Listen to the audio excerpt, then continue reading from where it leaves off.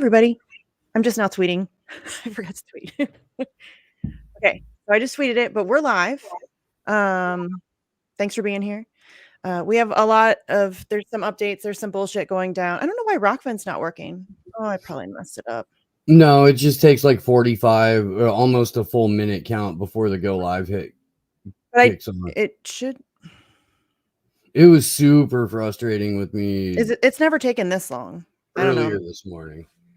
I guess if anything else, I can just put a recording on Rockfin later, maybe. It's true. I don't know why this isn't working. Anyway, guys. Okay, so we have shit to talk about. I'll fuck with it later. I don't know. Okay, I don't know. Anyways, we do have stuff to do. So let's let me do numbers real quick. Oh, let me pull it up first. Okay, so 4,084 days of illegal and arbitrary detention for journalist and publisher Julian Assange. 1,037 days since the WikiLeaks founder was kidnapped from the Ecuadorian embassy after being sold to the UK in exchange for a $4.2 billion loan from the IMF. 401 days since Judge Vanessa Breitzer denied Assange bail just 2 days after motioning for his release in her ruling against extradition. 1,632 days of inhumane pretrial detention for alleged Vault 7 whistleblower Joshua Schultz. 1,036 days since the start of the political persecution of Ola Bini. He tweets regularly. You can find him at Ola Bini, OLABINI. And he does do pretty regular updates. It's been kind of quiet actually recently, but I don't blame him. 317 days since drone program whistleblower Daniel Hale pled guilty to one charge under the Espionage Act. 123 days since Hale was transferred to a communications management unit at United States Penitentiary Marion in Illinois. So 921 days of confinement for Steven Donziger. And then he's okay, we're gonna talk about, but he's apparently now in a halfway house, so there's some shit going down. There's been 245 days since hacktivist Commander X was arrested in Mexico and extradited to the United States, essentially kidnapped. I mean, really. 73 days since Craig Murray. Oh, our good news. 73 days since Craig Murray was released from prison. 242 days since Reality Winner was released to home confinement, and she's now on parole. 700. It's the 700th day of freedom for Chelsea Manning, and 450 days of freedom for Jeremy Hammond. And then we will be in DC in 59 days. So come to DC with us. Actually, I need to check that because I don't know if I did. I don't know if that's the countdown to the 11th, which is our events. But we're also going to be there the 10th for the Damn Wars protest as well. So I need to, my number might be off there. But Steve's here. Hi. Hi, everybody. Hello. Okay, I need to check Rockfin. Hi, no, it's still not working. What the fuck did I do wrong? Just start it over and come in 5 minutes. Oh, late. You know what, you guys? I'm on the whole ass wrong account. Oh, that'll do. On the ground. Yeah, I'm on Facts on the ground. I do that all the time. Forget to log out. All right. Yeah. No, it's okay. It's okay. Welcome to the ever professional and always on top of things free Assange Vigil. This has been a hallmark of the Vigil since the very first one. Oh, stop it. You're making it hard to type. I feel like we should go down Vigil memory lane sometime. At some point. Just for the we should make like a like it's the fourth season montage? Of a sitcom and the writers are on strike. And so they're like, there's like 4 episodes in the season where it's just the cast in the living room for like 3 minutes. And somebody's like, that reminds me of the time. And then there's a screen wipe and it just goes back to previous episodes. Yeah, that's exactly what we need. It'd be like a whole ass clip of nothing but 2 minutes of Josh going dead air. Like that's season 1 of the Free Assange is just Josh going dead air. Like it's just a different, different images of us in different clothes on screen saying nothing. For real. Okay, wait, why is this? Hold on. Oh man, good times. Good times, lots of fun. All right, so I don't know if it's 135 or 136. I forget. Fuck it. Guys, this is seriously, I'm doing this right now on the fly. I'm sorry. I'm really good at this, I promise. Well, no, this is why it's so nice to have a second person because we, while you're scrambling to get tweets. I'm in a constant state of scramble, dude. I know, but you can control. At least the way that I do it is when I'm in this situation on the show. I really try to give the other person something to riff on while I completely tune them out, and almost invariably get asked a direct question. Yeah. To go, huh? Yeah. Yeah. It's about how that works, man. It is. I'm glad we opened the vigil with a little bit of comedy, because comedy itself, of course, is under attack. I couldn't survive. Yes, but yeah, and I couldn't survive. Like, I have to laugh. You know, we laugh about sick shit sometimes, but I have to laugh. I don't understand the mentality of waking up angry and then getting on social media and going, "Who can I take this out on?" Right. Boy, Okay. who's getting the brunt end of my crappy life today? You know, like, I don't know. I don't know. Yeah, I'm not necessarily amazed by, but I'm kind of stunned by the Steven Donziger thing. Okay, let me pull this up. I'm not stunned. I mean, I am actually. So yeah, I mean, like, I'm not surprised actually that it took place overall. I'm surprised that it happened to Donziger this close to him, sort of winning. But yeah, 3 days ago, ordered to leave his home, locked up in a halfway house. But I don't. This seems really ridiculous. It seems very what's the word I'm looking for? Well, retaliatory. That's the word his attorneys used. Yeah. Yeah, no, it does though. It feels very vindictive. But that's why I'm kind of stunned by it, because surely they must know that. I mean, he has gotten some attention recently. And so to fuck with him, I don't know, it just seems weird. It's like a flex. It's yes, but it's very like silly. I don't know. I don't know. So it's either they're doing what inept rulers do the world over throughout history and just being heavy-handed when they think they have a moment of power, or they really are this dumb and it's going to backfire, or this is just a harbinger of things to come for all high-profile activists. Yeah. You know? And I don't want to pick on Orb Queen too much, but it seems like if the people that are themselves very strong individuals weren't trying to be rescued by professional fence sitters, right, we would be in a much better spot. But I mean, I don't know, dude. We're in the Olympics right now. There ought to be a medal category for riding the fence. Right? The fences. The fences. We can host them on my birthday. I mean, seriously though, I'm tired. Like, honestly, I mean, the Donziger thing, the fact that, I mean, Assange is still in prison, nobody cares. The fact that there's like this whole breaking news, the CIA is spying on you, and nobody cares. And I thought we might talk about that a little bit. Yeah, we need to. What the hell? Seriously, dude, what kind of, I don't understand. You know what's I don't funny? understand. You know how low priority breaking the CIA is spying on everyone is? It's like, it never even showed up in the queue for the show this week. It's like the biggest of does.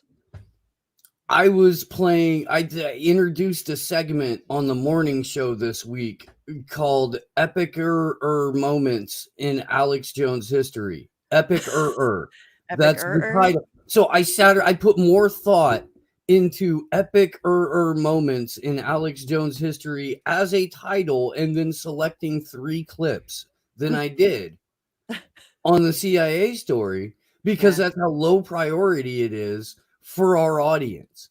You know, I mean, that's amazing. That really is. Yeah. But my tweet about it was like, did I nap out and wake up a decade ago? How is this surprising? But furthermore, I'm not surprised that it's I'm not surprised that they're spying on us. I'm surprised that people aren't fucking pissed. That nobody cares. Like, how many times, like, we know the NSA is spying on us. We know now the CIA. There's this whole other thing where it's breaking again. And it's like, you're okay with that? This is the consequence of the normalization of the surveillance state, because there have never been any actual consequences for these motherfuckers when they get caught. Yeah. Yes. All it does is let people know, oh, well, Big Brother is always watching you. And that's just a part of life. Yeah. It's been completely normalized. And it weirds me out, honestly, because it seems to me like we should, and we talked about this, I talk about it all the time, but we talked about it specifically earlier today on Facts on Friday. It's weird to me that it should be flipped. Like, people in power, it should be completely transparent. And then there should be privacy for people. You know what I'm saying? Like, and it's completely the opposite right now. And it's fucked up. And I don't know why people, I mean, you're right, though. We've just been, like, that's been normalized. We've been convinced. And I think a lot of people actually believe it's for our safety. You know what I mean? And it's about, it's good. That's not good. That's not good. I can't think of an example at any point in history where something that was a right was put on hold and it worked out well, or tweaks to and then broad application of basic human rights or liberties never works out well.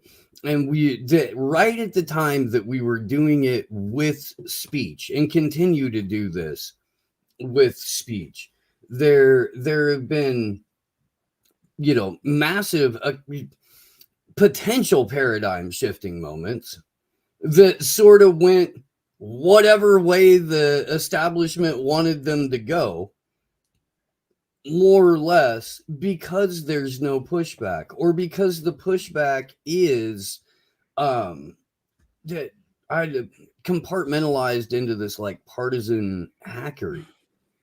And then so you have people that can even agree on the exact same issue, but because they've both been propagandized to view it from a team sports mentality or through a particular lens, and only that particular lens, even if you agree on something, you're arguing over what the solution is instead of doing that after you stop the thing that you both agree needs to be stopped. Maybe we should stop the thing first. It seems so simple, right? That's why I get so frustrated. And here's another thing. When we allow that level of power, that gives a handful of people all of our information. I mean, all of us. They can do whatever they want with it, and it should be flip-flopped. I don't trust any one small handful of people to not be completely fucked up by that level of power. You know what I'm saying? Like, we elevate psychopaths. Just that's the way that we do things elevates psychopaths. We need to rethink things. It's not going good. It's not going good for us.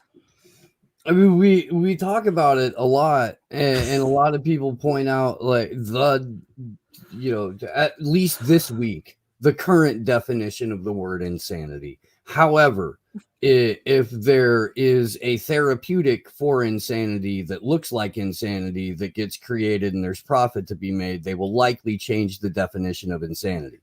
But right now, the definition of insanity is doing the same thing over and over and over and expecting different results. We do this with the institutions that have proven themselves to be untrustworthy, criminal, murderous, corrupt, and expect different results every single time, because for what the fuck ever reason, the people with no money and no power think that if they emotionally attach themselves to someone who is trying to get into a position of perceived power, something will go right for them, instead of working together to get some of that power for your community. You're going to give your power to somebody who is not only symbolically taking it, but physically taking it away from you. Yes. And putting it in his or her bank account. And Yes. then going off to Washington, D.C. to get his or her bank account stuffed with bigger checks from more powerful people. They don't work for you. None of them. Not even the ones you like. They don't work for you. It's not set up that way, y'all. I mean, come on. And, you know, the whole, they don't take corporate cash. Okay. But they do. Really. You know, I know that there's some like pretty, you know, shifty ways that they can funnel that money so that it's not technically straight from a corporation, but they take, I mean, come on, Nancy Pelosi's donated to Ilhan Omar. Where do you think that money comes from? Nancy Pelosi takes corporate money. And so it's, I mean, none of them work for you. None of them care about you. And even the ones who maybe pretend to, they still, the way it's set up, it's opportunistic. Clearly, I just don't see what the fuck is it going to take? What is it going to take? What is it going to take, my friend? There are people who are mad at me still.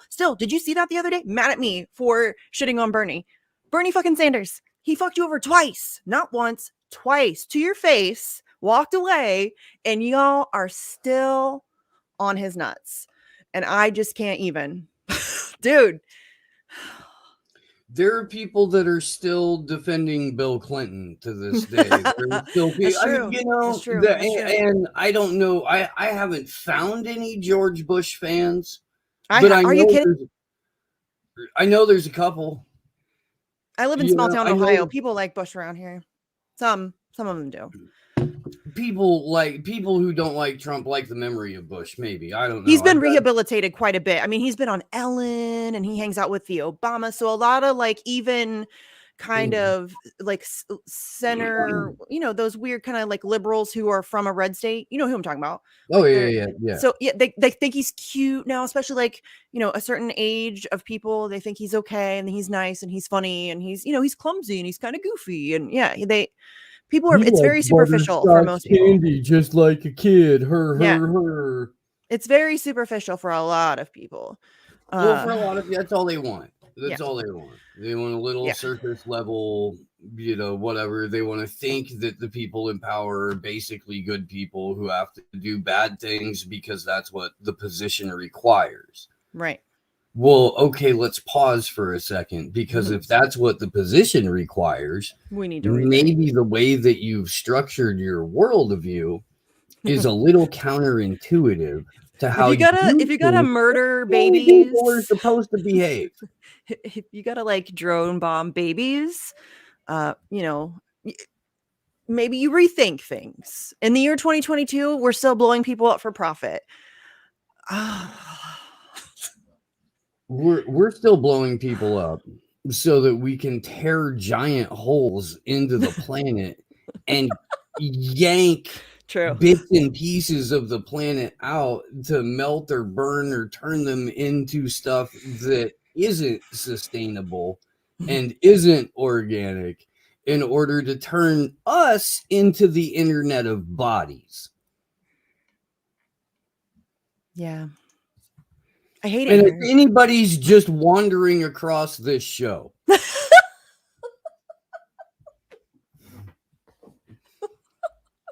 can you imagine? Gonna be a little bit of a catch up for you. Welcome to the vigil. Seriously, this show is honestly I mean, I will admit I am guilty of sometimes we come on with the intention of doing serious coverage and I can't, and we get sidetracked because I can't.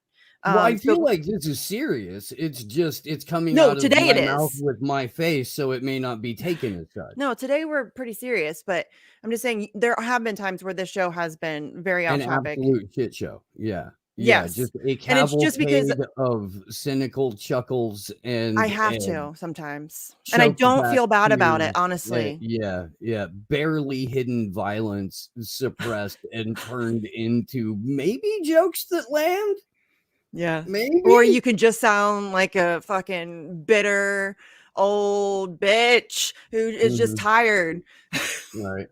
You know? Right. No, we were joking the other night about like renaming the name of our show to Career Suicide. We yeah. Dude. Do a version just for the Australian audience and be like, "G'day, you're tuned into Insufferable Twat." You know, and that would just kind of be the show. You'd be a little bit more forthright about it. Hi, I am really not trying to go anywhere fast, and here's the show to prove it. You know. Yeah. Oh, that's right. It was O'Donnell. That's who it was. It was Via Pasta, John F. O'Donnell, who I love. Yeah, he's great. Yeah, John F. O'Donnell is awesome. You guys, if you didn't know, John F. O'Donnell from Redacted Tonight has been off the show for a couple of years now, but he's doing his own thing. He's got a podcast. He's got a YouTube channel. He's got like a short comedic web series thing he's doing with a couple other comics. It's really funny. The Real JFOD everywhere. Social medias and YouTubes and Rockfin got the Yay, O'Donnell on the Rockfin last month. And yeah, dude. Sleepy Josh said, "I'm that bitter old bitch." That's his new name, bitter old bitch. Sleepy Bob. But yeah, John's great. I keep meaning to ask him to come. I'm busy, too busy at this point right now. Yeah, what you have to. This for everybody else too. I think it's on. Go to his Twitter at the Real JFOD. I should just throw it in the. Has a comedy special that came out last week. You can watch the full thing, I think, on YouTube. You can download it and listen to it, I believe, through Pandora. If you download it and listen to it through Pandora, it definitely helps John out, and you should do that. Anybody else I can plug that hasn't been on this show? I'm sure there are lots of people. Right? We can only have so many people on our show. I don't know. Who else can we go for it? Do you have something didn't you switch to a different, you had a GoFundMe, but did you switch it to Go Get Funding? Oh, so yeah, I mean, we are trying to see what happens on Give Send Go with a monthly fundraiser. There are a lot of people that like flat out right after GoFundMe robbed the truckers that hit me up that were like, hey, what are other ways I can donate to you, because I'm not going to do it through GoFundMe anymore. And I'm like, well, great. But I mean, Misty, there've been, multiple times where we've tried to fundraise for events through like Go Get Funding or some other mechanism. And because it doesn't say GoFundMe, because people haven't used it, because people have to sign up for a new service, that automatically cuts out half or more of the people that are going to donate. Yeah. When you look at the actual numbers, it's more like 95 to 99% you lose when you go to a different platform. This is what they were telling us with Rockfin too. You'll be lucky, kid, if you get to keep 10% of your audience. Now, I laughed at that because I knew how suppressed we were on YouTube. But that's kind of like, that's different when it comes to people going someplace new to give up money. People are usually more hesitant to do that, even if they support what you're doing. 100%. So it sucks, but that's just the way it is. Yeah, but givesendgo.com/SND support. I try to make this shit simple so that I can remember it. Word. My sleep schedule sucks, and I live on like caffeine and cannabis. So I need to kind of keep this shit easy. I really do. Like my spirit animal. That's my life, dude. Sugar-free Red Bull and cannabis. I get it. I do. So this is a story that we did on Slow News Day, but it fits into the whole framework of the vigil here. And if you would please, Misty, put this up on screen. I don't know if you guys talked about this on Facts today or not. I actually crashed the fuck out this afternoon. Did you? No, I don't think we did cover. No, we didn't cover this. So this is creepy. I haven't seen this. What is it? Would you feel more comfortable if your child earned a license before being let loose on the internet? A new plan will see them do just that. Australian children will earn a digital license to use the internet safely under a new plan by Labor. Under the plan announced on Monday, the eSmart digital license program would be rolled out nationally in school for students aged 10 to 14 with a new junior version for children aged 5 to 9. It's similar to how children earn their pen license to upgrade from writing in pencil. Have you ever heard of such a thing? Stop. That can't be. Is that a real article? That's a thing that happens? Yeah. You have to take a test for that? Their pen license. So Labor has promised 6 million Australian, however their economy works, in money, if elected, to roll out the program nationally over 3 years to fund an eSmart media literacy lab. To help them engage with news online. I'm going to read that again. I am. Labor has promised $6 million in funding specifically for training 12 to 16-year-olds in quote-unquote media literacy. Oh, God damn it. How to spot fake news, 7th grader. Only listen to what the state says. I don't even know what to say about this. Yeah. I don't even know what to say about this. Really? And you know what's crazy, Steve? You know what's crazy? There's going to be people who are like, yeah, this is a great idea. I want my kids to learn how. Yeah. And they're like, you guys, no, absolutely not. Absolutely not. You really want, no. Not down with it. A digital a digital license. Now let's kind of play this out a little bit. What do you think they're gonna ask for in terms of proof of license? What is the child going to have to submit? Is it going to be a 3-dimensional plastic laminated license? No. There will either be some sort of biometric scan or QR code attached to your child's, I don't know about permanent, but definitely school career digital ID.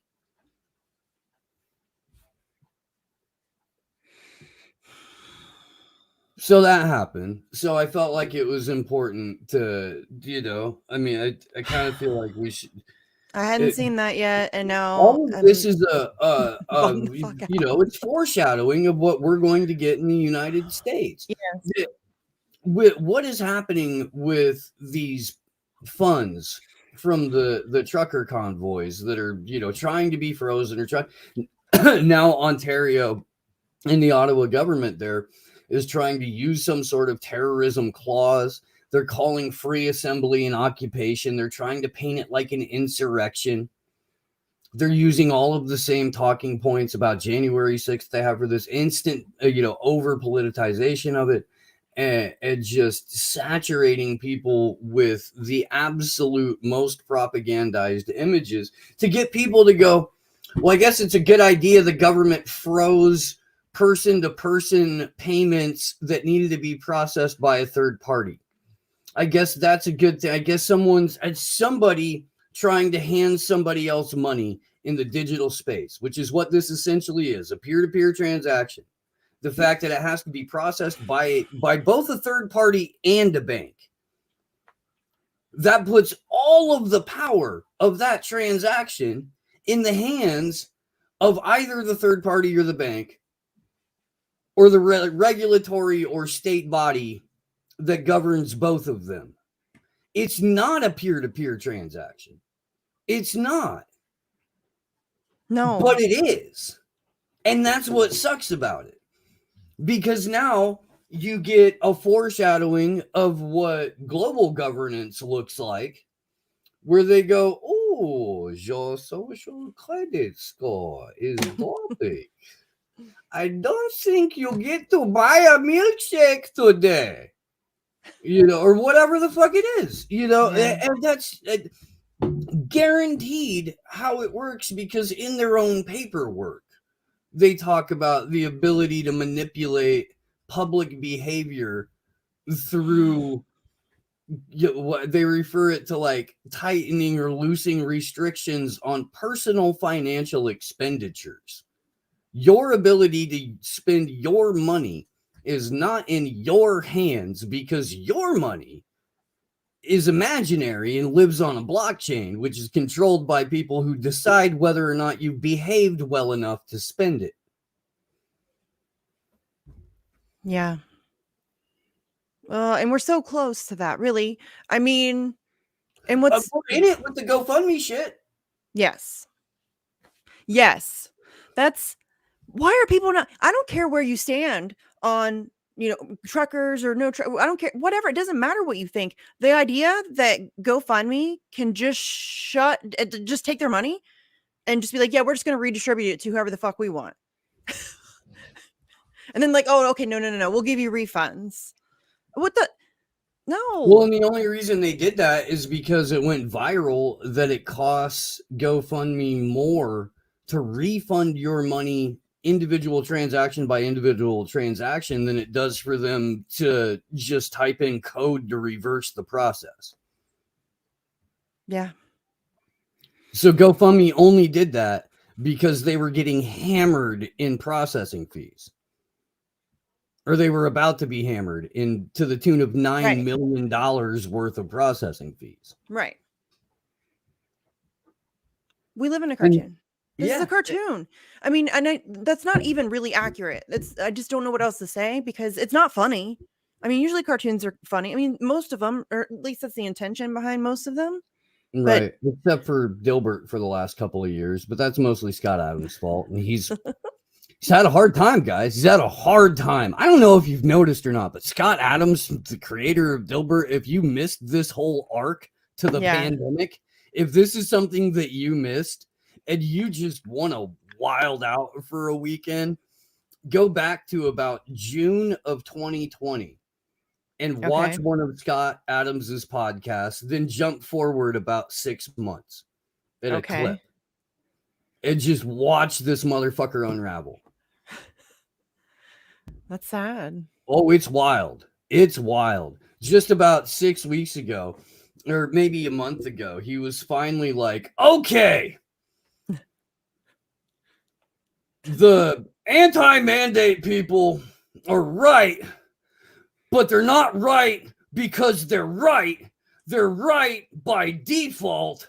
And they didn't know that they were right. They were just being contrarian. And I was doing everything right. So I've been right the whole time. It's like, that's where he's at right now. This is the creator of Dilbert, who I have never heard swear in such, I don't know, emasculated exasperation. This dude looks like somebody left Moby under a sun lamp for too long. Okay, now I would be upset about that too. I would be, but he has taken it to a level that is so far beyond parody and into something almost avant-garde artish that you can't. I'm still laughing at emasculated masculinity. Right? That was great. It was emasculated exasperation. Oh no, that's what it was. That's what it was. Straight bars. Exasperation. You do come through with the alliteration at the oddest times. It's one of my superpowers. I don't think I have any superpowers. Trying to get them literary panties wet over here.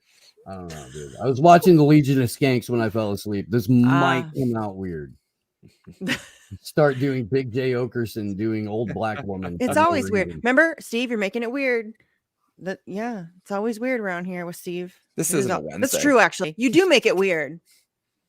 If we're being honest. I am not a normal human being. I am blessed in several ways. This is what peak performance looks like. There are also some drawbacks.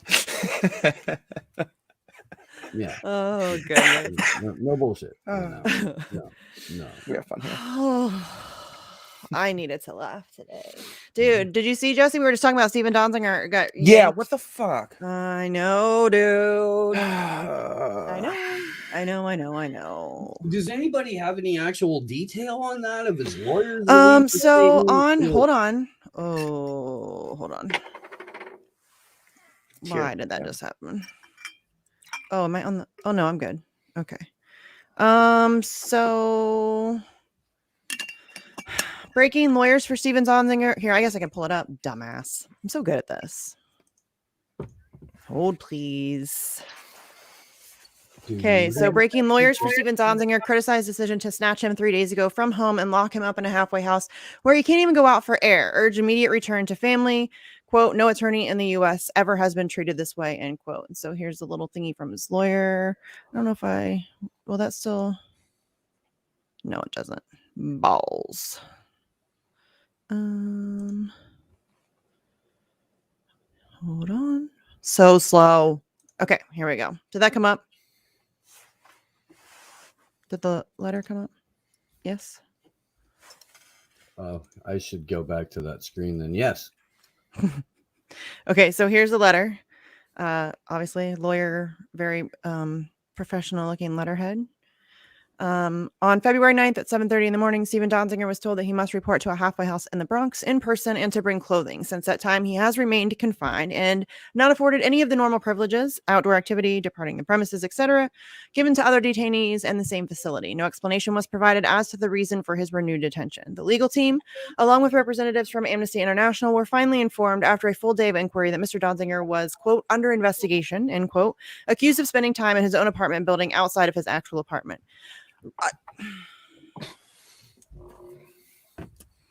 Okay. Undoubtedly, Mr. Donziger's advocacy has been a source of retaliation. Further incarceration hinders Mr. Donziger's ability to continue his work in bringing attention and justice to the indigenous peoples and rural, I hate that fucking word, farmers deliberately poisoned by Chevron in Ecuador. It is not lost on us that Mr. Donziger was forced from his home into a locked facility just days before the anniversary of the historic pollution judgment against Chevron on February 14. Due to Mr. Donziger's outstanding compliance with his conditions of home confinement, his ankle monitor was removed on February 4th, signaling a less restrictive approach by the BOP. The alleged violation occurred prior to the ankle bracelet removal, making the timing of his reincarceration even more suspect. Yeah. The Bureau of Prisons has an opportunity to self-correct and immediately restore Mr. Donziger to home confinement to serve out the last 10 weeks, or you could just let him go. Of the unprecedented 6-month misdemeanor sentence, we remind the BOP that no attorney in U.S. history has been sentenced to 6 months in jail for contempt of court, and Donziger's detention has been ruled a violation of multiple provisions of international law by the United Nations. This is fucked up. So... I was tagged in something this morning about there being an actual coup in Ecuador going on right now. And I'm really trying to find more information about it. I reached out to Jose Riviera, who's a fan of this show. He's been on before. Of who? I'm sorry? Jose Riviera. I suck at names, dude. But I'm gonna pull this. I'm gonna pull the thread. But I am unsure. This was developing as of 8 hours ago. But anytime that there's a coup in Central or South America, it usually has our fingerprints on it. Jesse, are you wearing your bibs? Of course. I love my life right Cold now. as hell in this basement. Of course I'm wearing my boots. I love it. We need some merch. I need JJ Beb shirts, you guys. Somebody please make me a really cool logo. Please. Yeah, no, we still got to figure that out. We Please, do. hurry up. What I was thinking about, because I do love Hipster Pig. What I was thinking about was like I do like Hipster Pig too. A 3-headed pig, like a Cerebus, but you know, Swinebursts. yes, Swineburus, yes. Oh, chat's curious. This is actually full of bourbon. Oh, somebody said you should play the jug. I'm at the hot tea and bourbon phase of my illness. So nice. I'm going hot toddy tonight. It's Friday. Oh, speaking of old fashioned moonshine, one of my husband's employees makes moonshine. We have like jars of it upstairs. Oh, there it is. I made moonshine with my brother for a very long time. Yeah, it's big in the sticks of Ohio. It was big in the sticks of the Santa Cruz Mountains too. The list of people that we wouldn't sell it to was longer than the list of people who we would sell it to. Yeah. No, nobody got on the list without earning it. Right. I feel you. There was a motherfucker who like fell over backwards into a fire. Like we had to, yeah. Like that's a little extreme. Yeah, it was bad. It was bad. That's a little extreme. Okay, hold on. Thank you, Anna. Anna just left us a what's it called? Super Ray? Super Ray. Right? Okay. Yes. Yeah. Or tip. Is it a tip or Super Ray? Well, okay. Or so both. if you're Jason Burmis, it's a Tipsky and Hutch. If you're pasta, it's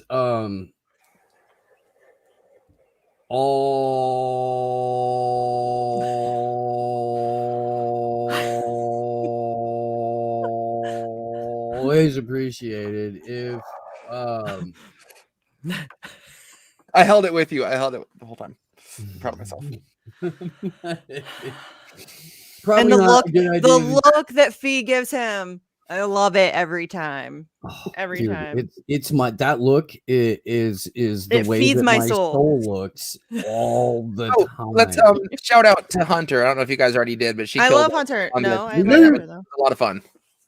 What happened? What happened? She was covering for Fee today. It was her and Pasta on the couch. Oh yeah, I had when was that? Today? Mm-hmm. Yeah. What time? How did I miss it? I mean, I was busy. Time has been like a half an hour or 45 minutes before you went on with Jesse. Oh, okay. Well, then, yeah, I wouldn't have seen Friday. It. Yeah, I'm excited to watch it, though. That'll be fun. I need to get her on my show. Oh, guys. So the first time Hunter was ever on camera was on Slow News Day. That was just recently, too, wasn't it? Last year, yeah. It was, I want to say maybe like September or something like that. Yeah. Right before she started doing a show with Is Roar. she still doing her show? I don't think she moved and then started going back to school. Oh. So she just completed a semester, so she's got a little bit more time right now. Right. Break. Going to be able to pop back on, but it's only been like in the last couple of weeks. Dude, she should guest co-host the Vigil sometimes. Okay. I'm always like Eric had like there's times he can't do it. I need like random people. So I'm sure Steve gets tired of I'll volunteer, Hunter. All right. You've been volunteered. What's that? You're the tribute or whatever. I didn't watch those movies, so I don't know what the fuck that means, but all right. Yeah. I like Hunter. Yeah, dude. Okay. We had her on last Sunday on Slow News Day. Yeah. And Aaron. That was a great show. Aaron does have a great voice. I love Aaron's voice. She does have a great voice. She's got a fucking killer like radio voice. I was behind on. I'm always behind on everybody's shows usually. I mean, or that's not fair because like sometimes I go like I'll catch up really quickly on everything Convo Couch, or I'll catch up really quickly. You know what I mean? Like I'll just like power watch a bunch of shit. But yeah, I wasn't caught up on your show. And then you were like, she has a really great voice. She should do ASMR. And I'm like, immediately, headphones in. I love people with great voices. I'm right. She's Yeah. got and I know. I hope that she. You know, I love ASMR. So I was seriously Yeah. like, headphones. Where are my headphones? I need my headphones. We got to listen to this. I was so excited. No, I hope she fucks around and starts a podcast, dude. A podcast, or she could do ASMR. I mean, I don't know. It's weird. So I don't know if she's like, if that's a thing she could do, but she would be super popular. Rub something against a microphone and be cute. Yeah, Yeah. I'm pretty sure she's got that down, dude. Well, some people just don't. That's not their thing. They don't want to do it. It's weird. You know what I mean? Yeah. So I mean, well, I mean, just in terms of like, you know, necessary equipment beforehand. Oh yeah, yeah. I mean, you need decent microphones for sure. Mm-hmm. I mean, actually, you really need good microphones for ASMR, like pretty good quality. I need to send you guys this. Yeah. But the better the microphone, the better the sound, and that's like the whole point of ASMR. Dude, I'm obsessed with ASMR. I've been using it for years for like helping me sleep and shit. I just turn like down really low, but like just having that constant, like kind of, I like soft spoken stuff. Like I love that kind of stuff. It just helps me chill out. I found the Valium or the non fuck with you the next day melatonin version on YouTube, and it's Fall of Civilizations. Oh, okay.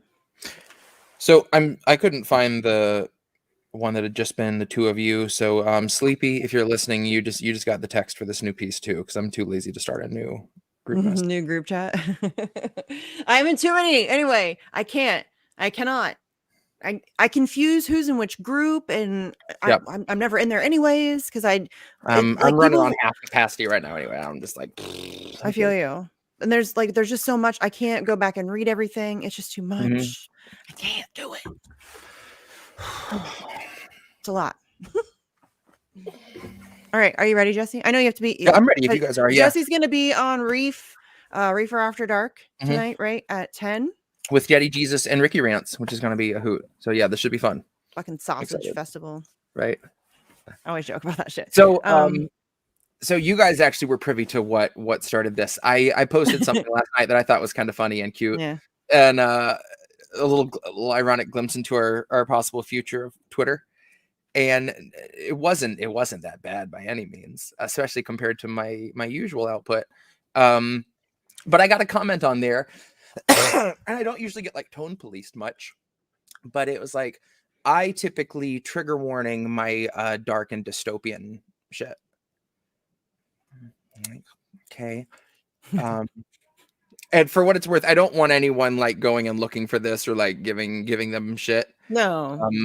And that's why I didn't say anything there, because I didn't want to be like rude. But to some extent, I'm like, you're on Twitter. Like, you're so nice. Every day is dark and dystopian. How do you not? Yeah, the bird logo is your, and that's what I said last night. Your trigger warning is the bird logo when you get into this fucking app that things are about to get dark and dystopian. So sure enough, here we are the next day. And can you please, again, we had this talk. The cats, we had this conversation.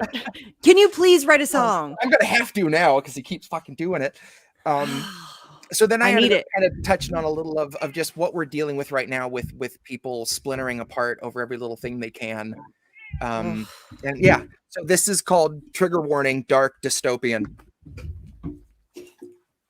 Trigger warning, working class solidarity. I saw two people talking at the protest in the park.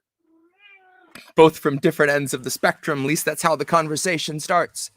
Soon the liberal resistor will discover they have lots of things in common with their unvaxxed right-wing counterpart. Just maybe not the swelling in the walls that surround their hearts. You see, the trigger warning for dystopian and dark is that little blue bird that you see when you embark, when you submit your body to the tidal pull of Twitter's frigid oceans, where everything you see evokes a negative emotion. So if it's hard for you to have to view the dark and the dystopian, well, little buckaroo, I'm not some shrine designed for you to find some hope within. If every day we open up our eyes is like an overdose, I don't intend to sugarcoat my opiates.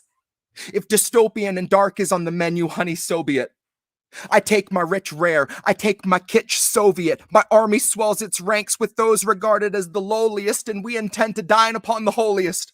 So if my little tweets are hard to stomach, kitten, buckle up. The ugly dial just got cranked from moderate to copious. Please consider this your trigger warning that my every word is purposefully odious, deliberately chosen, that it swerves a little viper curve and chokes you in the Mobius. See, you don't want to hear it, so I had to go and dress it up melodious. Fascism is not something you vote against. Fascism's a slow descent. Fascism has crafted scripts for use on local news long before you ever noticed it. Fascism is not your neighbor's Trump or bumper sticker made to match his trucker hat. It's the vat of oil you and he are boiling in. Trigger warning, ugly fucking future. Soon your useless brand of radically flaccid centrist views will have us staring down a feeding tube that serves a soylent sin, where all your friends are zombies sharing dead-eyed pics of soylent grins. The trigger warning for the dark and the dystopian is Congress's collective mouth hideously opening, swallowing the working class and comment section nobodies who will pick apart the movement because they caught a whiff of chauviny. As hopeless as I fear I'm gonna grow to be, there's bound to be some hope in me that we can cease the friendly fire long enough to set the scene. We can stop the little factions eating off of one another long enough to catch the kind of meat that makes a meager spread the richest feast. I guess I should have put a trigger warning, working class unity. Something less akin to peaceful protest, more to mutiny. I do not submit my written word to hear your scrutiny. So if you want the censored version, it's unlocked by muting me. Nice, dude. Oh yeah. I like it when you get snarky. It's fun. Doesn't happen very often. I mean, you get like being snarky. It's a set. Yeah, I like the snark. You know who else I love when they get snarky? Alex Rubenstein. I love it. I love it when he's snarky on Twitter.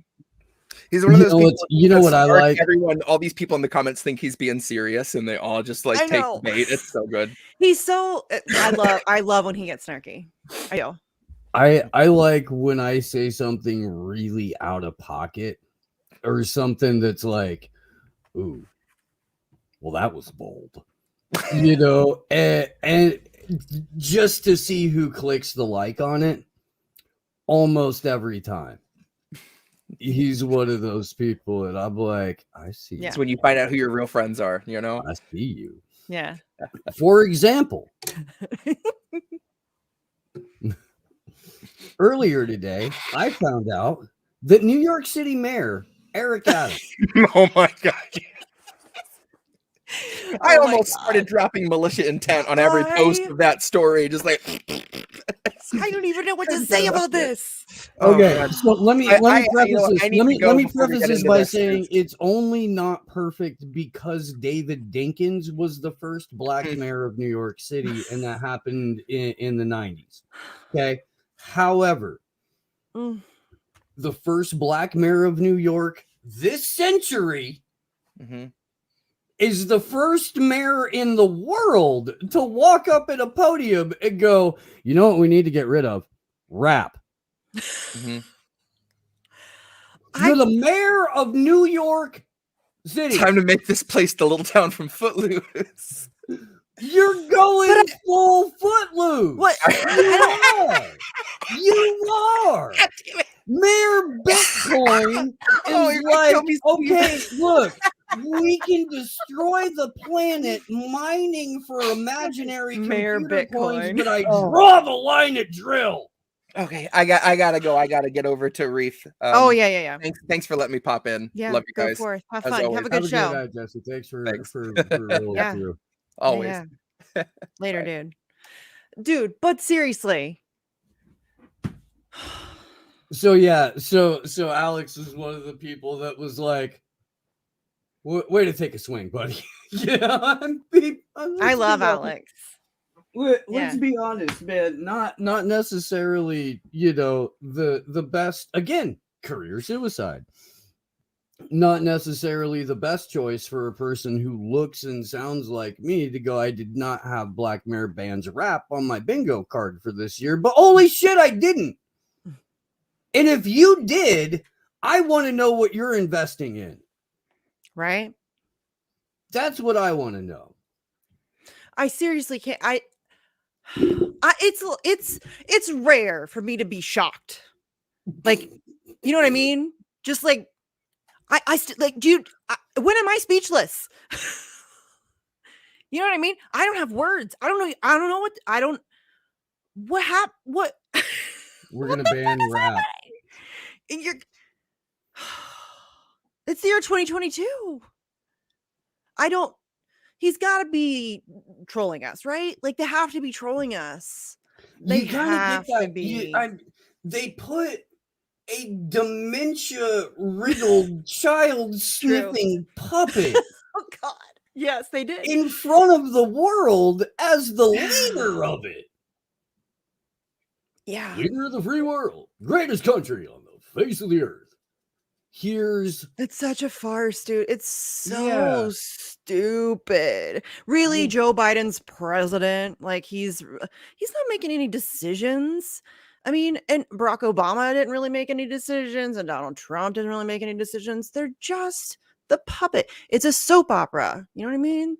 They're reading their lines. On a serious It doesn't matter who the fuck is president. Doesn't matter.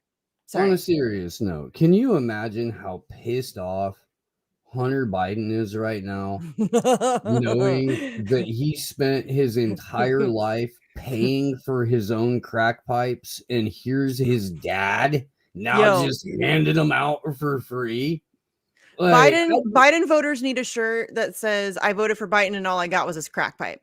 My thumbnail for the show yesterday was the Hands Across America logo with a bunch of crack pipes. Yeah. Dude, they won't even deschedule weed. But we're handing out crack pipes? Oh, it's just so ridiculous. They have to be trolling us. It's so absurd. This is the part of I feel like Trump was kind of the Caligula era of the Roman Empire. Yeah, like, he damn near made his horse a general. You know, like, it really felt like that. And now we're at the point where you like the next president will be a child, you know, or it'll be like the super authoritarian that comes in after the obvious dementia-riddled puppet, let everything get out of hand, and let a few too many people out in the streets thinking they were allowed to have their own thoughts and make their own decisions. That's going to look like Make America One Party for real. We're already being primed for it. Everybody's being kind of like electorally pushed into, one, the Republicans are going to save you in the midterms and they're going to give you your freedom back. That's the meme right now. And then for the presidential election, it's going to be, well, we've been through a lot as a country lately. Mm-hmm. And really, Republicans are so mean. Really time for America to unite. So here's what's going to happen. Kamala Harris is going to go to the Supreme Court. Joe Biden is going to be able to pick a Republican for his running mate. On the other side of the aisle, either Ron DeSantis or whatever goon they throw up is going to be doing the exact same thing, but with Tulsi Gabbard, or Tulsi Gabbard is going to be running as a Republican, but a Democrat who is really only running on the Republican ticket because that's where she has a chance to get a free and fair shake at it. And then she'll pick a Rand Paul or a establishment GOP figure. Massey. But either way, it'll be Make America One Party for real. Going into 2025, on the way to 2030, which 2025 and 2030 just so happen to have very long-standing sustainable development goals from the United Nations and the World Economic Forum. But, I mean, it's not like I have been accidentally right about any of this shit at any point in the last 3-4 years. So you do not have to listen to me in any way, shape, or form. After all, I'm just a crazy person talking on camera. That's right.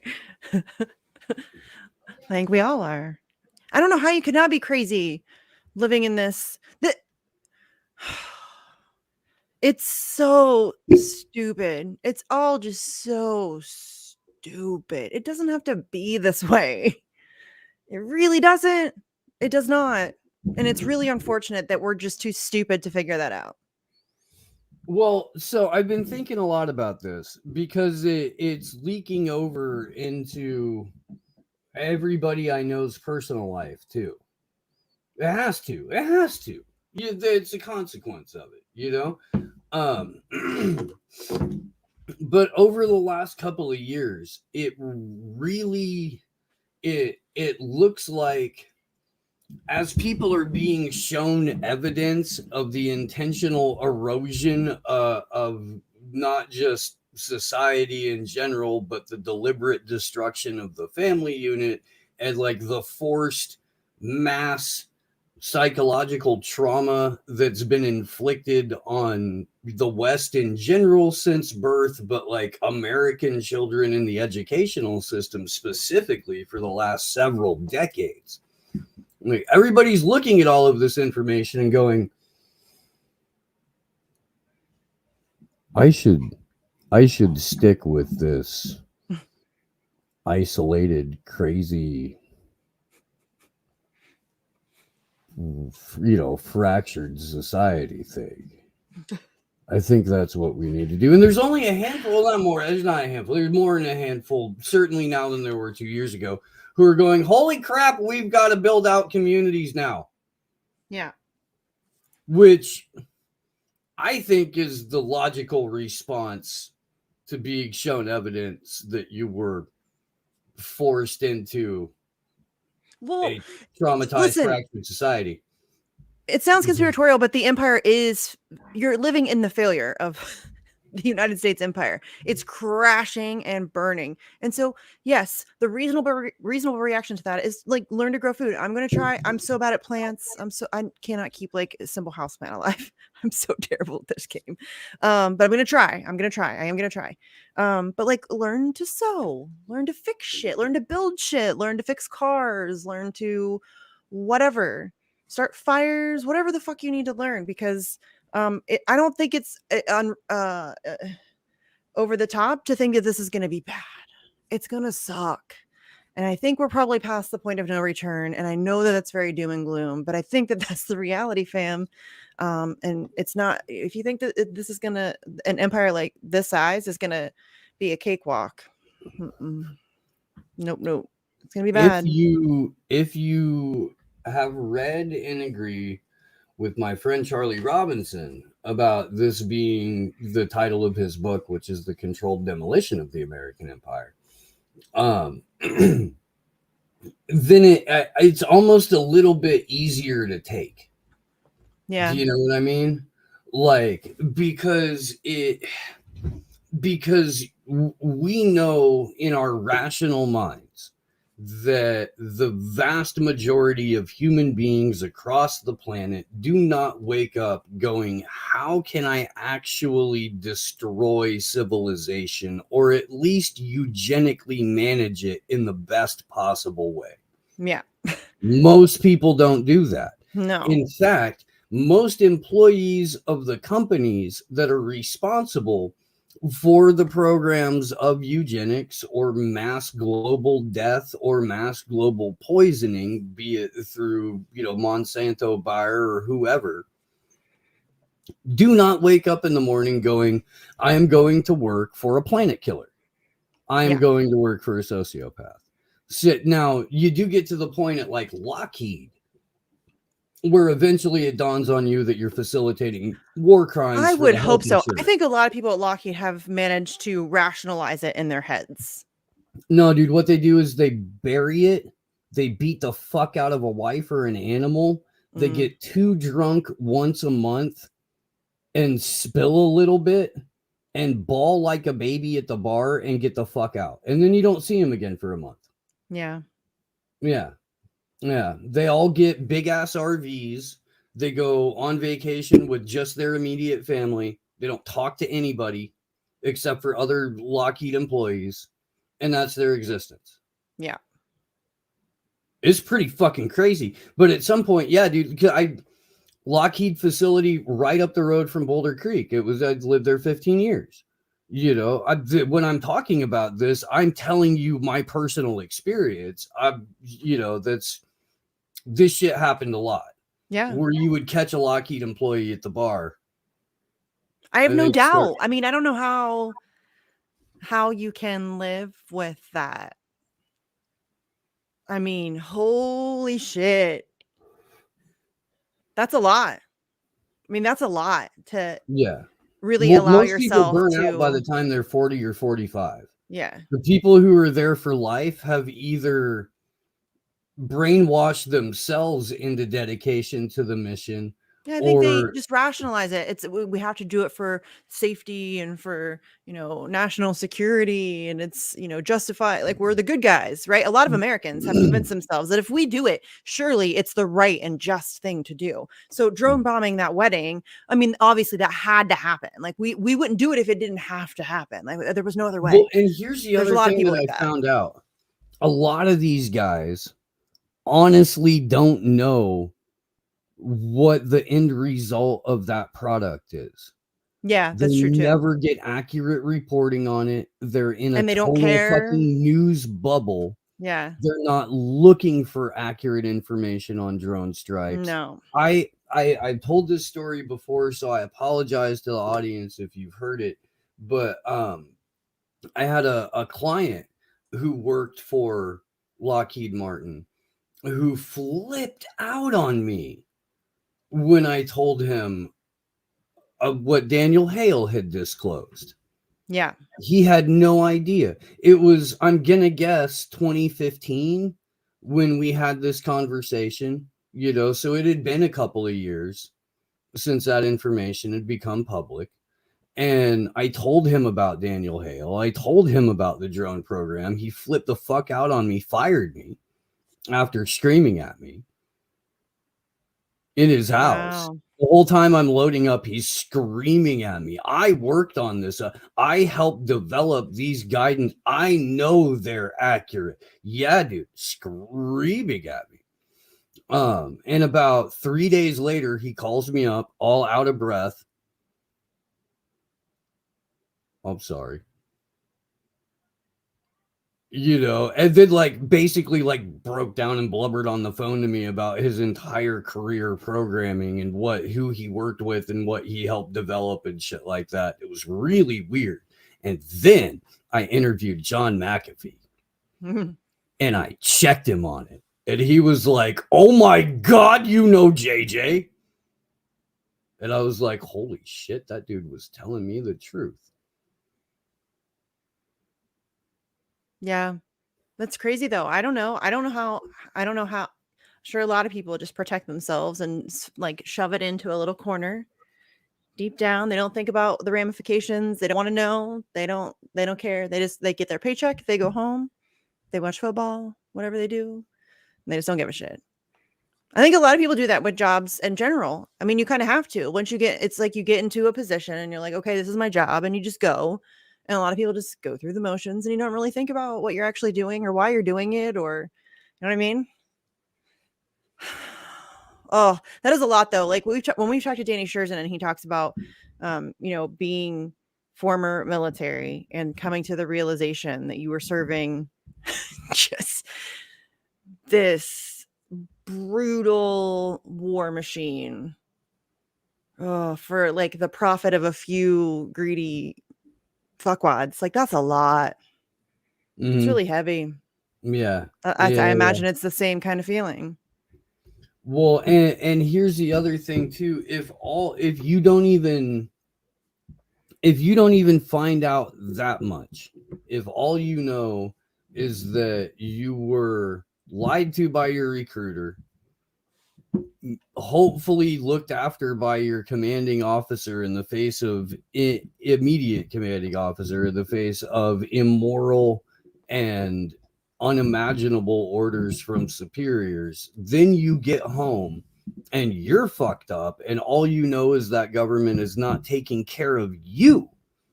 But then on your news, you're hit with everything else that the government is spending money on, no matter which way, you're apt to get propagandized and radicalized. You're probably going to be.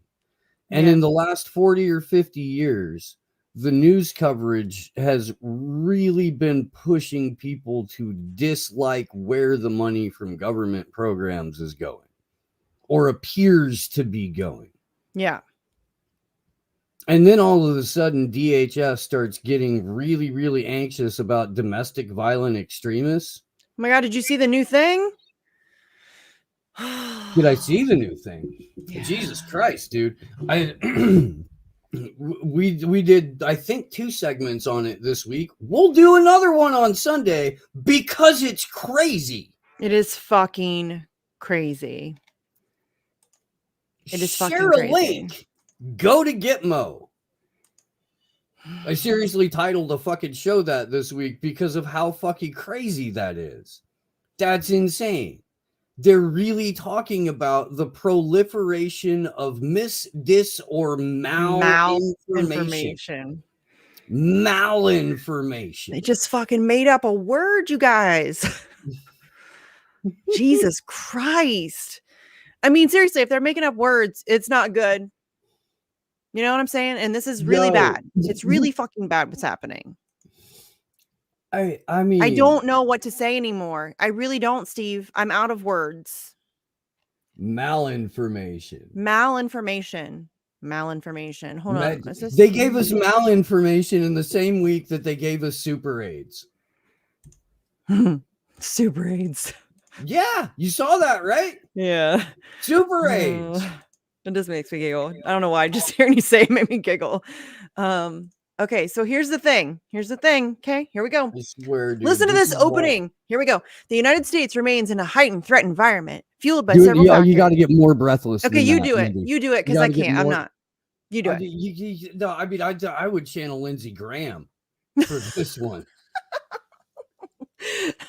No, dude, I can barely read. You want me to like get all into it? I can't. The United States remains in a heightened threat environment fueled by several factors, including an online environment filled with false or misleading narratives and conspiracy theories. Conspiracy theories and other forms of dis, and malinformation. Not only did they make up a word, they gave us an acronym, MDM. They gave us an acronym even. We get an acronym. Ooh. You know what? What we need? We need an association to monitor the dis, and malinformation. Totally. We need MDMA. I demand MDMA. I'm okay with that. I'm down with this plan. Actually, I agree with this plan now, Steve. I'm on board. Oh, okay. So wait, I want to read. Where's the part?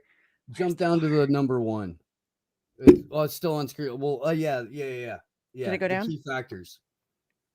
No, I wanted. Where's the thing that it sounds like? I swear to God, I read it and I was like, are they talking about Convo Couch? Oh, the election. Yeah. Thing? Where's that at? Scroll back up to where the numbers are. I think. No.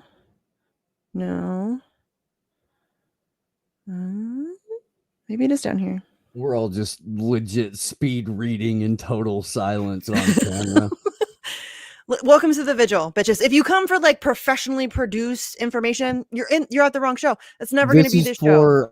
This is specifically for the audio only listeners. Yeah. It's way down at the bottom of bullet point. Either 2 or 3, I think. Yeah. Last bullet point, second to last bullet point above number 3.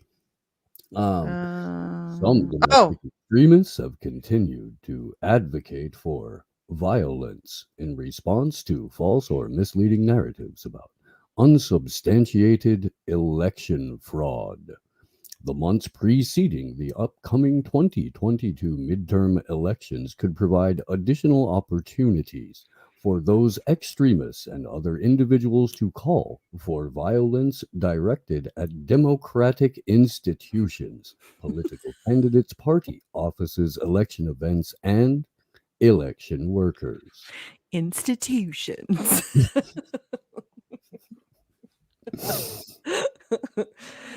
Oh shit, you guys.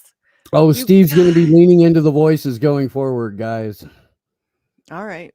Oh, I like the voices. You need to do some more characters. Did you see Nico called Franco a sleuth? And I said a PI. And I said, okay, now we need a Franco the PI segment, and he needs one of those like just extraordinarily large magnifying thingies, and the hat and everything. And I think it would be fun.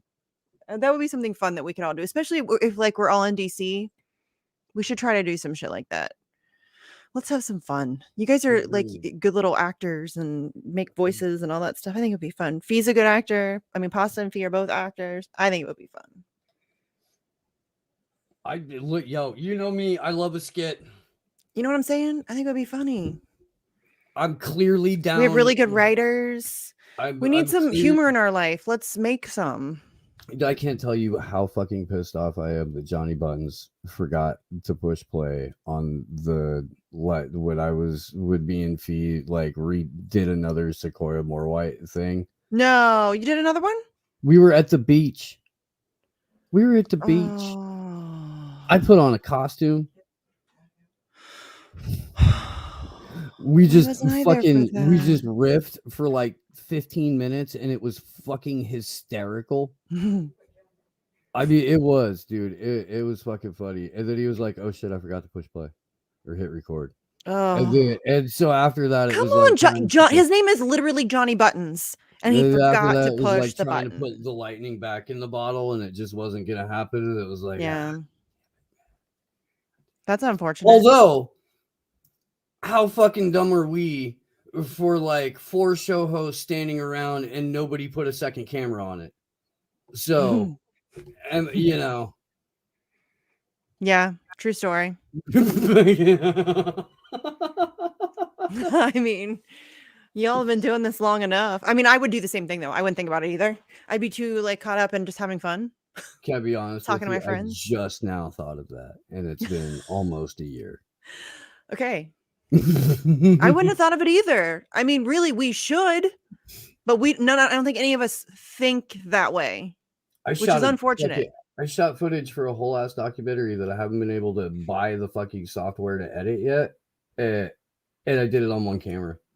And there's like a total of fucking maybe 5 cameras from footage I can cut together on it. We're really good at this. Yeah. I'm now up to 3 books that I have to write, and I have about 35 pages for one of them. Sir, and a treatment.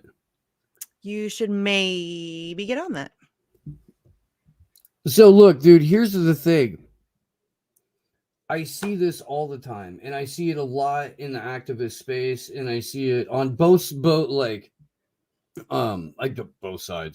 The fucking but where people don't know what happened to like the left in general, and a lot of people that are asking the question for very, very, very obvious and decent reasons were like 10 years old when Occupy happened.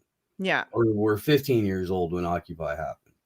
And I have no idea and weren't there for any of that and did not witness the complete capture and then the slow decade, now 12 years long, like breaking of the left as a whole. And then nobody incorporates the fact that most like Western leftist ideology comes straight from a former OSS officer. So maybe this needs to be examined. Dude, I'm so tired of. Oh God! I understand that we're in the middle of trying to stop a technocratic tyranny, and it's the oligarchs versus us. But I really do kind of feel like if people figured out that what the ideology that they're fighting for comes out of the offices of the CIA's father. And that the vast majority of your texts and your thought leaders are disciples of this school of thought, that perhaps you'll be able to go, you know, maybe pinning my life to a dead German that I don't even understand and hating my neighbor over it isn't the best course of action. Maybe I could actually talk to my neighbor. Yeah.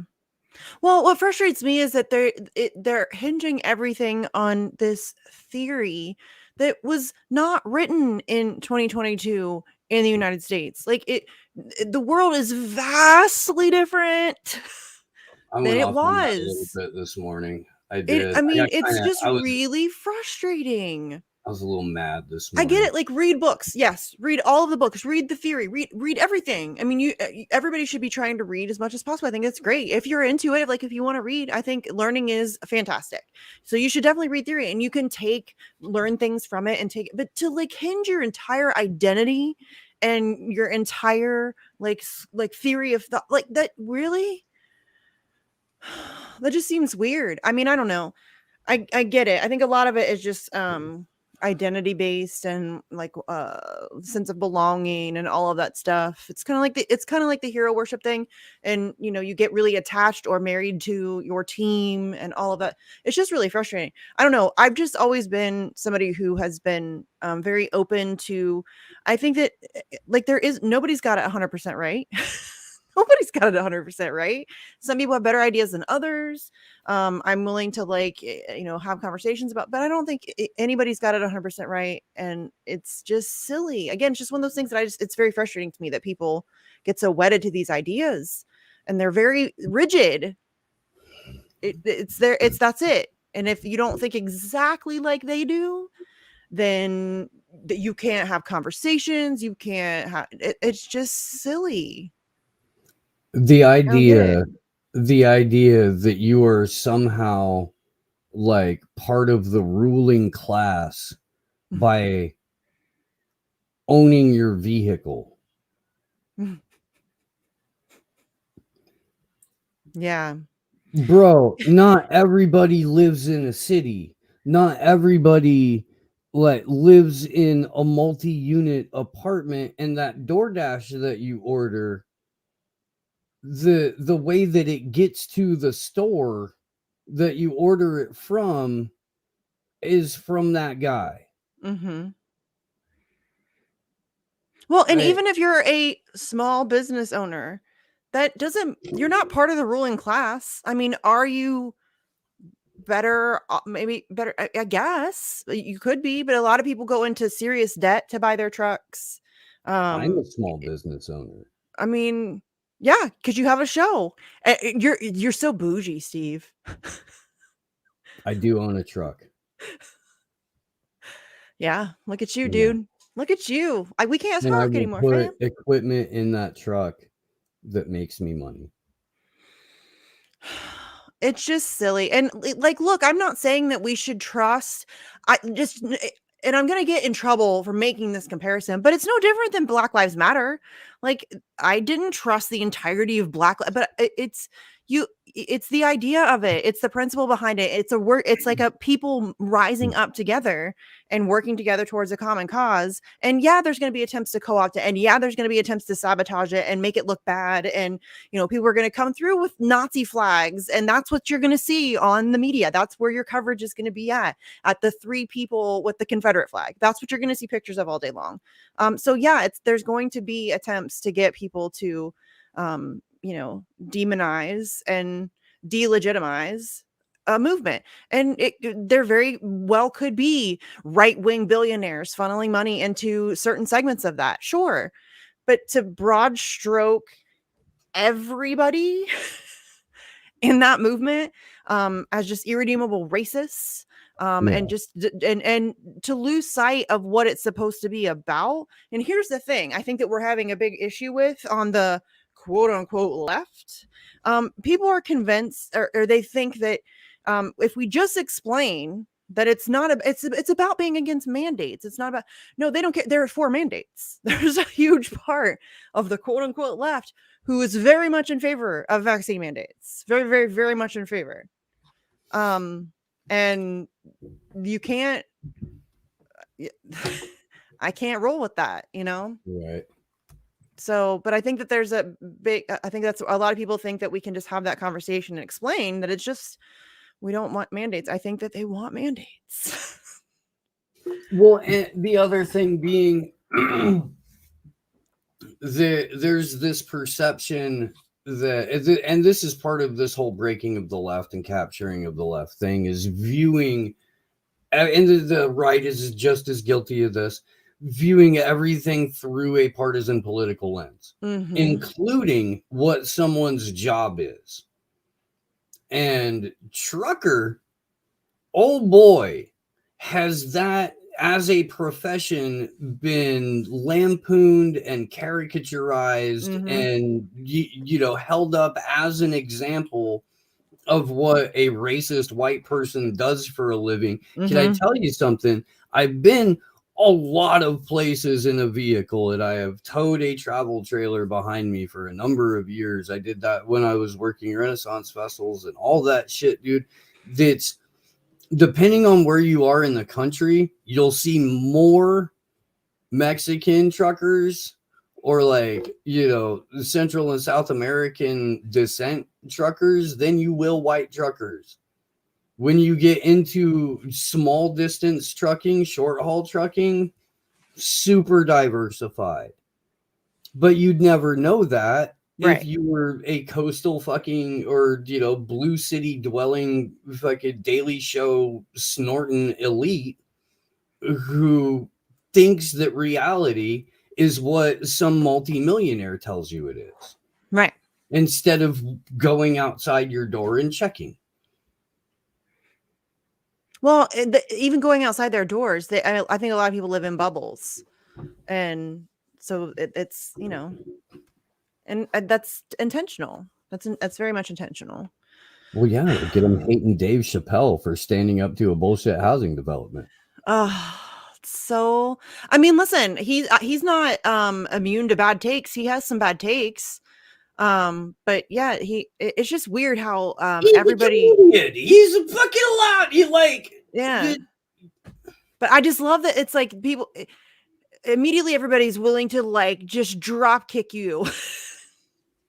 Like if they even think you said something against the grain or against the, and they take it so fucking personally. You know what I'm saying? Like, yo, Joe Rogan, for example, I hate even that I just brought it up because it's just getting too much fucking talk. But he's an idiot. Like he's and he would agree with that. I think he's like a fight guy. He's a meathead, and he's very aware, and he's intelligent. He's very curious. I think I don't watch a lot of Joe Rogan. I've watched a few episodes when there's been people he's had on that I am interested in, and I'm like, okay, I'll watch that. But I've never really been like a huge Rogan person. But when I do watch him, he asks questions and he lets people talk, and he's very easy with people, and they get really comfortable with him. And so he has very interesting conversations with weird people. And if you don't like what he's doing, you don't have to watch. Oh. Well, so okay. Why are we canceling him? Why are we canceling him? Why are we canceling Dave Chappelle? Why are we canceling anybody? It's not okay. The Rogan thing to me has it's about narrative less to do with Joe Rogan than the attack on podcasting or independent media as a medium. It's narrative control. Like they want to desperately seek to control all of. Well, Joe Rogan is narrative control. Exactly. Well, no, I mean yes, but I think that it's not about him, like you said. It's about if they do it to him, then it's much easier to do it to people like you or to people like me, and then they can get in control more of, you know. So like, what did they get? What did they get out of it? What did they get out of it? They got out of Joe what? Rogan, out of coming at Joe Rogan. What was achieved? Here's what was achieved. They got the largest non-completely corporate platform in America to back up significantly. Mhm. First video wasn't necessarily an apology, but what it was, hey, look, I'm going to go out of my way to have more state propaganda on my show. Essentially, is what he He really said. did say that. The second video was him apologizing to a mob. Mm-hmm.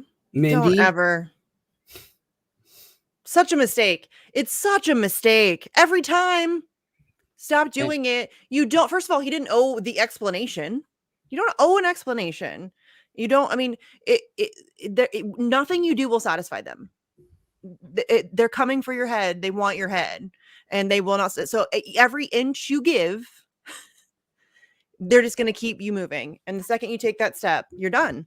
So here's my advice to anyone who finds themselves in a situation like Joe Rogan did, where you think you might have to apologize to a mob. Make your video. Watch it. Watch yourself say the things like in Joe Rogan's case. I'm going to use that as an example because it's the one we're discussing. He said, all of those takes are from a very long time ago. If you watch the show, you know that there's a point where that word disappears from my vocabulary entirely. I was talked to about the thing some years back. It's not a part of who I am. It's not what I want. It's never my intention to cause any kind of hurt. And then realize that that's reality. That really happened. And if these people gave a fuck at all, if they were honestly concerned about you, they would know that. And they'd go, oh, shit, demonstrably, this individual has evolved and has changed their behavior without me telling them to. Yeah. So effectively, all I'm doing is taking something that I can't earn for myself.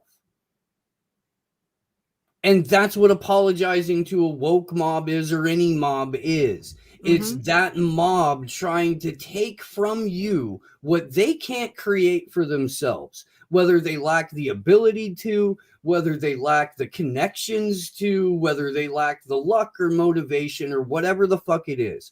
They can't do it on their own. They have to take from somebody else because they lack the ability to produce any means on their own. You're going to apologize to these people? Are you kidding me? Yo, dude, I've crossed the line. I'll do it again.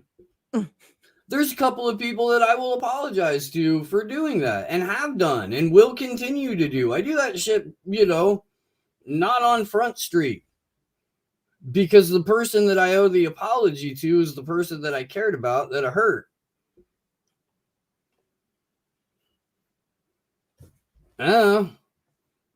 Yeah. But that's the point, though. And it doesn't even, you cannot, nothing you do will ever be good enough. Nothing. Right. Nothing. And again, it's very cliche to say it this way, but the first time you show weakness, I mean, they can smell the blood in the water and they're like, here we come. And you just make it worse for yourself every time. Every single time. And then they're coming for you. And then they know you've already backed down. And now they'll just keep coming. They'll keep coming. I mean, he willingly allowed episodes to be just wiped. Willingly. No. Fuck that shit. Keep it up. Well, he signed off on 40 of them disappearing, conditional to appearing on Spotify. Yeah. Why would you ever do that? Spotify needs Joe Rogan much more than Joe Rogan needs Spotify. Well, and the ones that are going away aren't the ones with the COVID misinformation. Right. It's random ones. Like there's some that it's like Kyle Kalinske. They wiped out Kyle Kalinski's episode. Dude's the most boring guy on the planet. I guarantee you that's because of the number of fatal traffic accidents involved in listening to an episode of Kyle Kalinske on the from Joe falling Rogan asleep. Experience. He's so bored. What could they have possibly talked about that was offensive? Seriously, Well, Kyle okay, is so boring. I think that because Joe has personally puffed up Kyle a little bit. Okay, there are a couple of ways to look at this. Turns out Tim Dillon, Joe Rogan's homeboy, thinks Kyle Kalinske is a little schmuck. Well, okay. Like flat out little schmuck.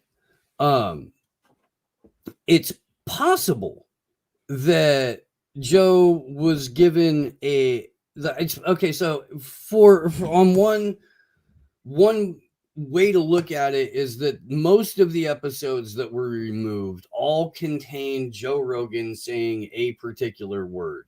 Mm-hmm. Most of them.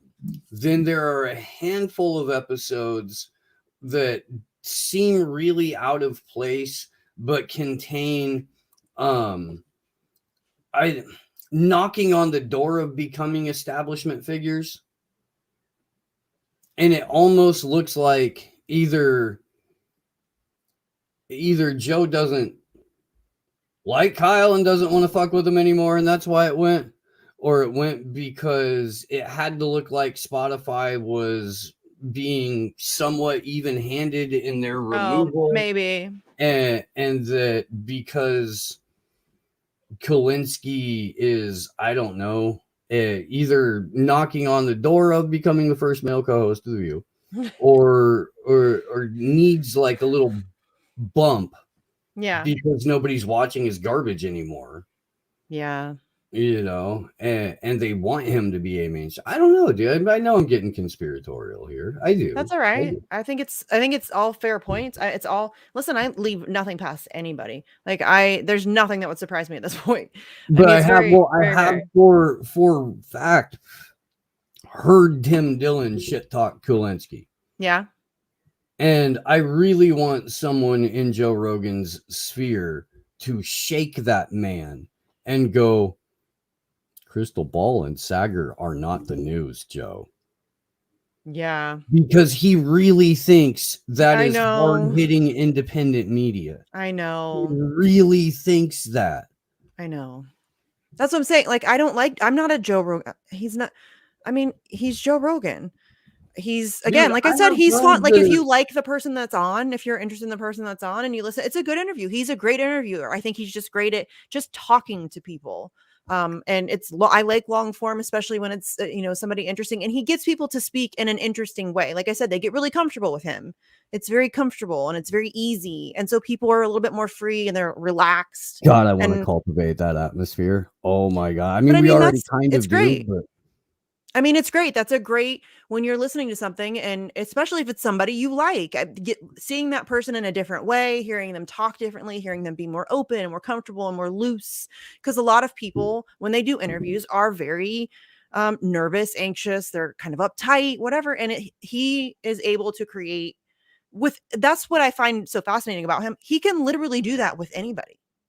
It doesn't matter who you are, what you think, what you believe in, what you do, you know what I mean? He's able to do that with everybody. I've never seen him not be able, and again, to be fair, I don't watch a lot of Joe Rogan. So there may be some episodes that are, so don't come for me like, oh, episode 724, he's really weird and he's awkward. I don't fucking know. But everything I've seen, he's able to do that across the board. And that I find really fascinating. I think people like that are very interesting.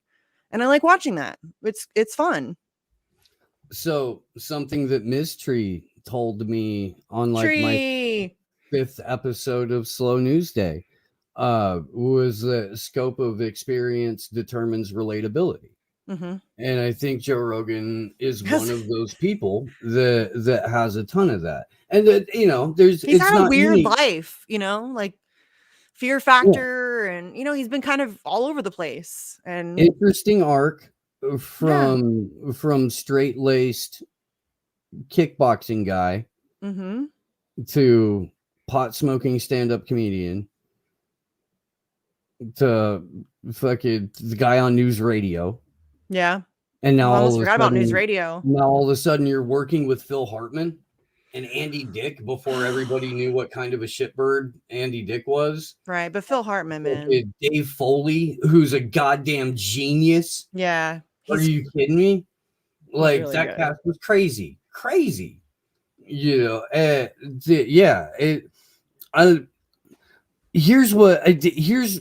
have a friend who is real life friends with Joe Rogan.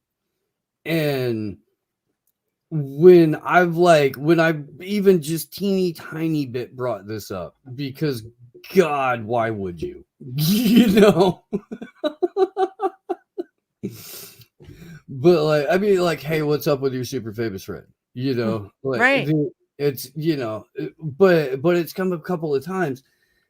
And really, it's the dude is so fucking busy that if something catches his interest, that's what's going to hold his interest. And that's probably why he thinks Crystal Ball and Sager are the news. Yeah. Because he saw them doing something that he felt like, oh, wow, that's not what I typically see. And then he'll check in with them. And even it's the kind of dude who's like, well, I'm not sure I agree with that, but I'll keep watching, you know. Like, and just get stuck there because you're familiar with the hosts. You've had at least one of them on your show, if not both. You either have a relationship with them outside of being a fan of their content or appreciating their content. That's going to be who you go to. Now, Joe could just as easily, at least twice a month, tune into the Union of the Unwanted, where like personal friends of his are on, you know, not infrequently, and hosted by at least one of them. You know, he could do that. He could. Yeah. He needs to have Nils Mauser and Roger Waters on his show. I'm trying to Please. speak that into existence. I really am. Somebody like Dave Smith the other day tweeted out that he was going to be on, and I'm like, can you ask him? Like, I don't care. If I find out you're going to be on Rogan, I'm going to ask you to ask him. So be ready for that. Dave, I didn't catch till hours later. I tried that last month when I knew before they taped it. I tried. I really did. But somebody, I know we have to know somebody. I know you know somebody that has contacts to Joe Rogan. Somebody, please help me make that happen. Please. Pretty please. Right. Well, you know who might be a little bit helpful in that, enlisting into speaking this into existence, is Scott Horton. Yes. Or Jimmy Dore. Or I mean, somebody that's actually going to pay attention the first time and try, which is why I said Scott Horton. Yeah, I think Jimmy would too if I asked him. If you did, yeah. I think he would if I asked him. Yeah. I mean, I think it's a good possibility. But I think that's a chance. There's anyway. Nothing else to make an appeal on your show and put it out in print form at least once. Hey, I've already done that multiple times over. No, I mean, somebody like, help me. For Jimmy to do it, or for fucking Horton to do it, or someone, you know, like find a day, where we all. This is what we should do, Mindy. Have like a day where we beg Jimmy Dore and Scott Horton. Talk to our friends who have shows of their own too. We're like, hey, tweet at these people. We should just everybody, literally everybody that we know, let's all ask Joe Rogan repeatedly on our shows, on our Twitter pages, everywhere. And every interview you do, and every, you know, like what I'm saying is back channel this too. If you have a show and you're friends with somebody who's like operating on a significantly higher level in terms of fucking view count, hit them up and say, we need this spoken into existence, and on your show could you please mention it, say it would be awesome to see. And if you're a previous Rogan guest and you're on board for this, I seriously think we need to have like a day where we all just publicly Well, and that's why I want former guests involved in this too. So this is we should take like 2 weeks to get organized, you know, run it up the flagpole, see who salutes, shake a couple of phone trees, fucking iron some shit I down. know we know people that will help us. I mean, shit, we could probably get Roger Waters to help us speak this into existence. Hey, Pasta, you're on the Free Assange Vigil. You're live. Pasta! I held my tongue, so. Yeah, well, that's why I opened with that. I wasn't. Yeah. Hi, Pasta. Oh, man.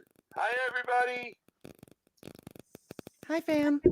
So hey, I love you. I'll call you in about 15 minutes, okay? Have a good vigil, guys. All right, buddy. He's so cute. I love Grandma Pasta. Are they coming to California or to DC? I hope so. I'm not 100% on that. Please I don't. come, you guys. It'll be so much fun. Yeah, so there's everybody's housing situation is kind of in flux right now. Yeah, I know. That's why So, I get it if everybody can't come. I really do. So there's like quite a few hunters coming. A bunch of people are like a bunch of people. Well, I mean, at least a bunch of people have said they're coming. I know shit can happen. But a lot of people have said they're coming or are going to try. So I'm really excited. It's my vacation. Come on vacation, everybody, with me. Come on vacation with me. You know what we have to do? You know what we have to do? What do we have to do? All right. Okay. Everybody who's at the particular Airbnb complex between now and then has to go to a thrift store and get a Hawaiian shirt. Okay. I'll bring grass skirts. That's number one. Yeah. Yes. I'll bring them. Yes. We need cheap plastic. I'm coming dollar prepared. Store margarita glasses. Yes. I don't even drink, so I'm going to take a virgin daiquiri or something like that. Some plastic beach balls, little right. beach balls. We but need yeah, beach and no matter, and we'll mob up, propped up, all the props with us, and on it, we will find a fucking dirty, gnarly section of street and all get out and take a group picture. Yes. That will be our We're in kind of a photo. gnarly neighborhood, so that we can definitely make that happen. That will be our vacation photo. I like it. Yeah. But I really want you to bring the green screen too, so we can make. Can do. We can do. Yeah. No. Every recap live stream, we could be at a different island location. That's what I'm saying. Wouldn't that be fun? Yeah. I think that'd be awesome. And we could all have little. I want fruity drinks with umbrellas in them. And I think yes. If we're gonna if it's my vacation, we're having a vacation. We could actually get the Island Boys to do a Free Assange cameo, like the cameo videos. Yeah, we get the Island Boys. We could get the Island Boys to do that, and that could open the Assange vigils live from DC. This is ridiculous. Now this is now. Yeah, you made it weird, but yes. Now it's bad. Yeah. At first it was funny. Now it's bad. No, I think we can. The line, and that's important. We did find the line, but now we know where the line is. No cameos by the Island Boys. No, but we know where the line is now, and I think that that would still be fun. I like fucking with people. I do. It's all I can do. It's fucking ridiculous. Yo, if you think going to DC, and again, not lying, it is fun. It's fun. I've always been very open about that. It's a fun time hanging out with people that you enjoy, to fight for a cause that you all agree on and that you're all passionate about. It's fun. It is a good time, but it's not a vacation. It's it's a lot of work. You're tired. It's chaos. It's chaos. Frenetic energy. It's fucking. There's a lot of scrambling. Hi, Jack.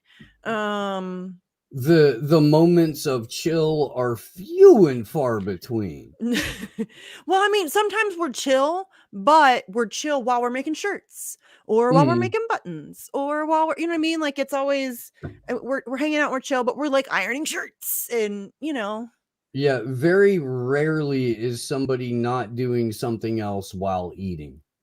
Like Right.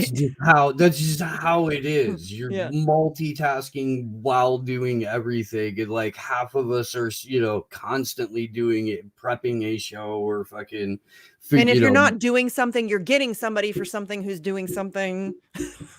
Hey, can you go? I left in my room upstairs on the blah, blah, blah. Can you go get? I mean, it's like a constant. It is frenetic is a good word. It is kind of just constant stuff all the time, but it's fun. It's a whirlwind. I mean, I can tell you that the one time that I drove 6.5 hours, got to DC, did a show, went to bed, woke up, went to an action, and then immediately drove 6.5 hours back home. So it was like, I don't know, within 36 hours, I had driven 13 of those hours. That sucked. I don't want to do that again. I called that the boomerang trip. That was not fun. I was very tired. I was very tired. I mean, I could do it again, but I'm getting too old for that shit. So, but yeah, like I can handle if I go down and then I'm there for a couple of days. Like I like getting there a day early. It gives us time to just get into everything, get everything unpacked, all of this stuff. Well, and there's always the like, holy fuck, what did we forgot? We need to go to the store. Did you bring duct tape? We forgot duct tape. Okay, we gotta go to the store. Does anybody know where the store is? Can Wait a minute, this place doesn't have a coffee maker. Yes. We need a coffee maker. I don't drink coffee, but y'all need a coffee maker. I need sugar-free Red Bull. Somebody go to the store. Yeah. No, dude, like there's shit to do. There's shit to do. And people think that like protests just happen organically with the speakers already prearranged and all of the equipment already there and all of the, furnishings and accoutrement provided that just showed up materialized with $0 at 0 hours of anyone's time involved. Activism is fucking expensive. I'm so tired of people pretending like that's not the case. And I'm so tired of people pretending like we can just do this shit for free or that I'm Mindy Moneybags for real. And I can just afford to fly everybody into DC or to get everybody into DC and to get all the stuff that we need. And no, y'all, that's ridiculous. The same people that want Medicare for all or universal health care because the cost of being a human being is too much in general cannot put it together that other activism costs money. It's expensive. Sucks, dude. I fucking hate it. Yes, just about anybody can grab a sign and a marker and go stand on a street corner. If you want to organize events that have like speakers and fucking a reason for people to show up. Yeah. That takes resources, and that part sucks. And we've always been way up front about that shit. And seriously, I mean, I've been telling it like I'm not. There's no evidence for my grift, and I'm really just beyond. I'm legitimately thousands of dollars in the hole. Like I'm not. I don't know how anybody could ever think that. So it's just really frustrating. And activism is unbelievable. I mean, just the cheapest ass Airbnb. And I'm not joking. This is like, it looks decent on the inside, I guess. It's like, it is what it is, but it's in like a shit neighborhood. It's the cheapest one I could find. You know what I mean? Like I'm not, we're not staying in like some super bougie mansion. You know what I mean? I wish that'd be dope. Right? No, we got lucky once with like an actual like a place that it didn't. That was a nice place. It wasn't dumb expensive. It was one of the cheapest places. Yeah, and it turned out being pretty cool. Yeah, that was a nice place. That one was really nice. But I mean, you're right. We got lucky. Into the rule. Yeah. Remember January? That house was so gross, dude. And the one that we went to afterwards for the insurrection was that one bad too? Suites, it wasn't even finished. It wasn't. Homeboy was still working on it. Like I'm not even kidding. Shit, there was fucking the hot water heater was missing panels on it. Remember those that couch thing that you and Daniel had to sleep on? That thing was like a rock. Yeah, dude, that sucks. I cannot believe you guys had to sleep on that thing. And then we finally the next night went out and got air mattresses because Those things were ridiculous. That couch was, there's not words. It was like, I don't know how that classified as furniture. Well, I mean, to be fair, I didn't really sleep on that couch. No, I did you sleep laid on the down floor? on that couch. I laid down on that Oh couch no, for you didn't like sleep. maybe an hour. Yeah, you were a And shirt making machine that trip. I mean, a lot of shirts were made. You know, that was crazy. We needed them though. You Shirts are ran out. good. Shirts are ran good. out. Shirts are a good way to get, you know, stuff out into the ether. My Right? shirts, like my shirts, constantly spark conversations because I love shirts. You guys know, like right now I'm wearing Andrew. Andrew's on my shirt, but all the time, No, all the I time. mean, Yeah. Hey, that's a convo. I have the fam one, like the diamond convo thing. ironically, Sleepy Josh has a different combo couch shirt on right now. When my truck burned down, I was left with 4 shirts. 4.